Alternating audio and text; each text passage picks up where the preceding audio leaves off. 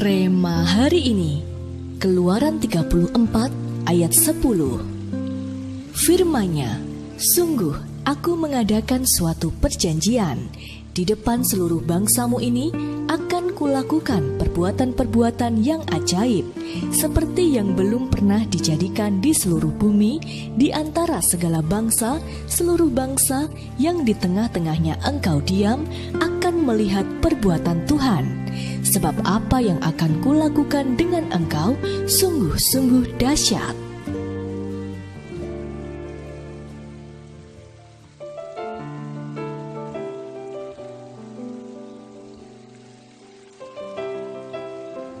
Ada sebuah masa ketika bangsa Israel dikuasai bangsa Midian selama 7 tahun. Saat itu bangsa Israel sungguh ada dalam tekanan besar. Semua usaha, kambing domba, dan hasil panen dirampas.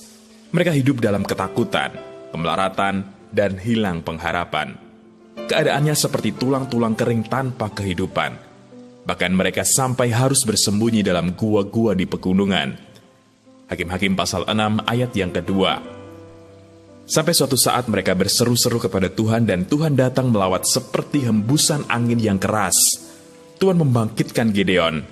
Awalnya ia bagai tulang-tulang kering tanpa kekuatan apa-apa, tetapi tiba-tiba rohnya jadi hidup dan menyala-nyala, sehingga ia sungguh-sungguh dipakai Tuhan untuk membangkitkan dan memimpin Israel mengalahkan bangsa Midian yang banyaknya seperti belalang. Sama seperti yang terjadi dengan para rasul pada peristiwa Pentakosta.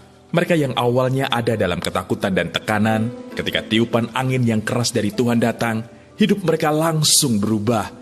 Kisah Para Rasul pasal 2 ayat yang kedua, yang tadinya seolah-olah mati, sekarang hidup kembali.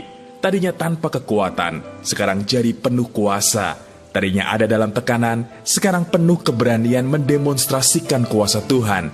Hembusan angin yang keras itu pun membawa mereka menjadi tanda ajaib di depan banyak bangsa. Jelas, ada kuasa yang luar biasa ketika tiupan angin Roh Kudus itu dihembuskan. Hal ini juga yang akan terjadi dalam hidup kita. Percayalah Tuhan sedang menghembuskan angin Roh Kudus-Nya. Yang hilang harapan akan diberikan harapan baru, yang lebih besar dan lebih luar biasa. Yang sakit akan disembuhkan, yang hidup dalam tekanan akan diberi keberanian. Semua itu dikerjakan oleh Tuhan. Bagian kita adalah tetap percaya, pegang janjinya, dan tetap melakukan yang terbaik. Maka ketika hembusan angin profetik Roh Kudus sungguh-sungguh datang melawat kita, Dia mendapati kita siap. Haleluya!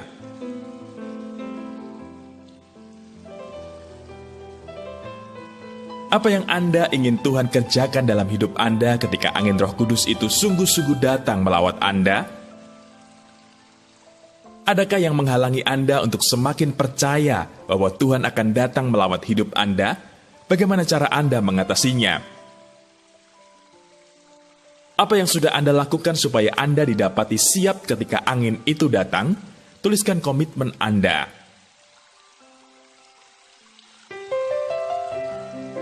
Tuhan Yesus, terima kasih atas hembusan angin Roh Kudus yang Engkau nyatakan di tengah-tengah kami. Kami tahu ini adalah tanda bahwa akan ada perkara dahsyat yang Engkau kerjakan atas hidup kami. Nyatakanlah itu ya Tuhan, dan bangkitkanlah kami lebih lagi. Di dalam nama Tuhan Yesus, kami berdoa. Amin. Begitu angin profetik Roh Kudus berhembus, maka kegerakan besar dan mujizat-mujizat besar pasti terjadi.